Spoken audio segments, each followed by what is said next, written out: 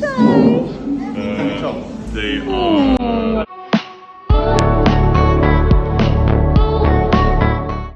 Napakasaya naman ang first Mother's Day ni Iza Calzado. Kasama ang kanyang Dea at asawang nag-celebrate sa Damono House hosted by Radjo Laurel. Napakalaki na nga agad ng kanilang anak na si Dea. Enjoy na enjoy ang pagiging ina ni Iza.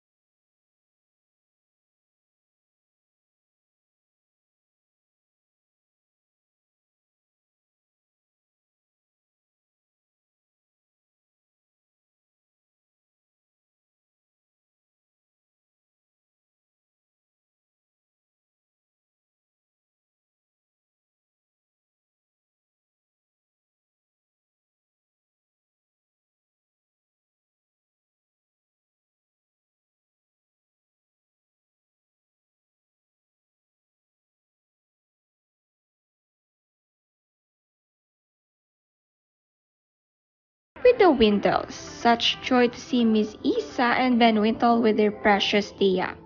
The happiness they exude is infectious and heartwarming. Thank you for coming.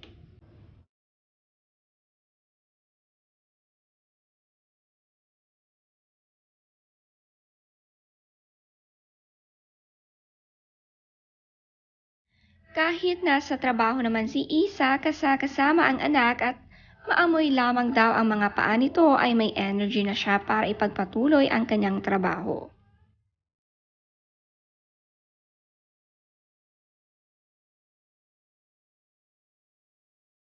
Sabi ni Iza, feeling the energy of all the mothers who came before me and those who come after me. What an honor to be given this gift of bringing life to earth. My child, your existence has allowed for me to be born into the mother that I am now. May you be blessed to experience this gift one day, celebrating all the mothers in our lives, particularly Loli and Lola in heaven, Lola Mary Ann. Love and blessings to all.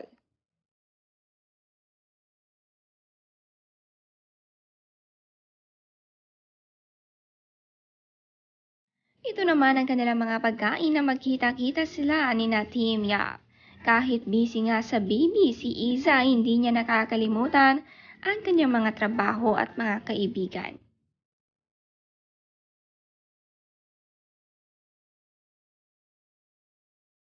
And our special guest, there!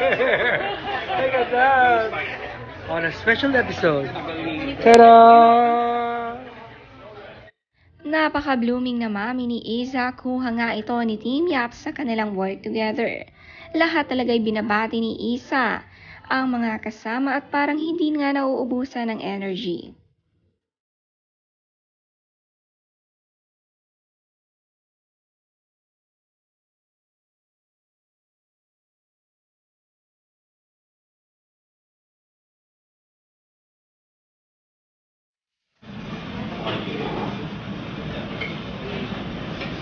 And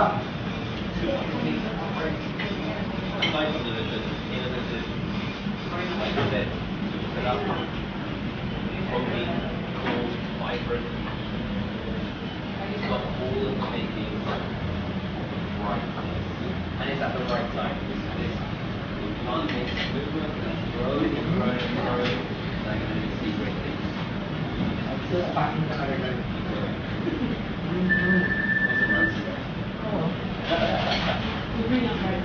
Okay, we're good.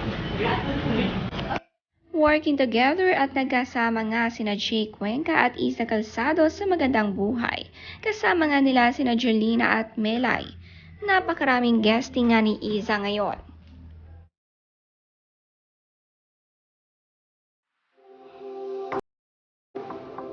Very nice green color of